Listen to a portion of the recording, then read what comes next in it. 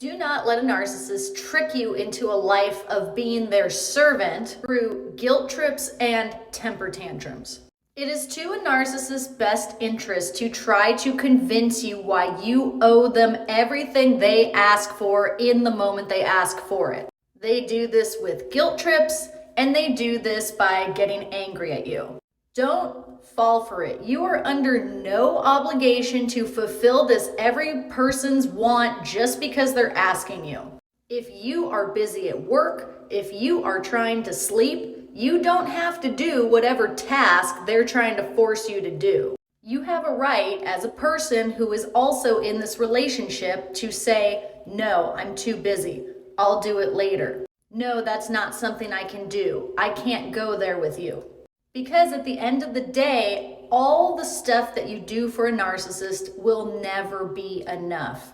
They will keep asking for more and more and more. You will be an exhausted shell of a human. If the narcissist says, I need you to go do this task right now, and you say, no, I'm working, I can't, and they get angry at you, understand this is a grown person having a temper tantrum like a child. And you are under no obligation to respond to that whatsoever. You can leave the room. You can tell them, talk to me when you can be an adult. You can tell them that you won't respond to anger and name calling. Whatever it is you need to say, make sure to keep yourself safe, but don't ever apologize for setting boundaries with another individual. The narcissist wants you to feel like you owe them.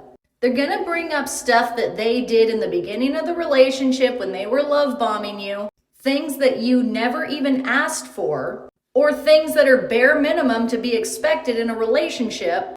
And then they're gonna say, I did all this stuff and now you owe me. You don't owe them anything, unless it's some kind of legal agreement. Don't get yourself in judicial trouble. This is an extremely hard strategy to implement for a lot of us because we're used to going with the flow. We want to just appease the person that we love.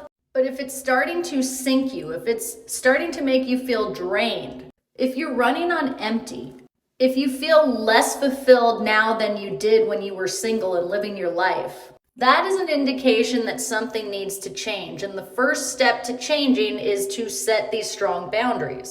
If this person continues to be demanding and asking you to do everything for them, at that point you have got to walk away. Consider your own mental and emotional health first.